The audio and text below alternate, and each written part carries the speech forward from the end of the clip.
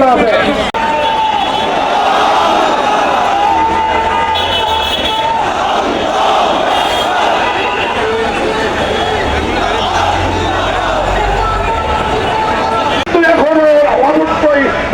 তাদেরকে থামানোর জন্য বিশ্ববাসী নেতৃত্বের আইনকে অবশ্যই আল্লাহ ধ্বংস করে ইনশাআল্লাহ।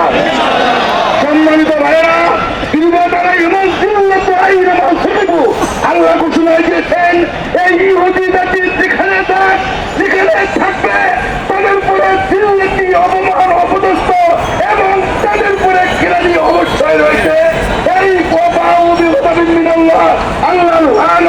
আল্লাহর ধ্বংস, আল্লাহর অপমান অপদস্থ তাদেরকে সহ্য করতে হবে। তাই আজ আমরা বিশ্ব মহলকে বলতে চাই, মুসলমানদের মনে হয় মানবাধিকার থাকতে নেই। যদি তাই হতো আজকে ইসরায়েলের একটি কুত্তা যদি উৎসা খেয়ে পড়ে গোটা পৃথিবী ভেড়া করে কেন আজ আপনারা সুযোগ রয়েছেন? অবশ্যই আন্তর্জাতিক গণতান্ত্রিক কাউন্সিলের যে ফতোয়া গোটা বিশ্ব মুসলিম ঐক্যবদ্ধ হয়ে ওই জাতিসংঘ সহ আপনাদেরকে অনুরোধ করছি, আজ বাংলাদেশ সারা বিশ্ব পুজো উঠেছে। আর কেন একটি বোমার আঘাত যেভাবে আমাদের ভাই বোনদেরকে দ্রুত তুলে আনলে লাশ আকাশে উঠে আর ওঠে না লাগে, রব্বুল আলামিন ইসরায়েলের নৃশংস বাহিনীকে স্তব্ধ করে দিন। বিশ্বকল্যাণ এক হয়ে ইসরায়েলকে থামানোর উদ্যোগ দিন। আল্লাহ রব্বুল আলামিন মুসলিম উম্মাহর রক্তকে, ঈমানকে শাহাদাতের প্রমাণ বানিয়ে সমস্ত ইসলাম বিরোধী অপদস্থ অভিযোগ মজবুত ভূমিকা রাখার তৌফিক দান করেন।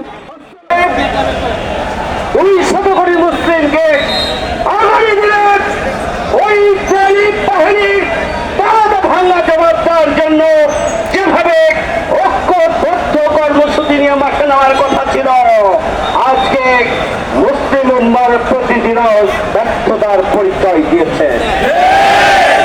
এর কারণ কি? এর কারণ হচ্ছে বিশ্ব মোড়লদের ইশারার বাইরে, ইঙ্গিতের বাইরে, সিদ্ধান্তের বাইরে তারা কোনো কিছু করতে পারবেন না। 200 কোটি মুসলিম উম্মাহর দায়িত্বে যে সমস্ত মুসলিম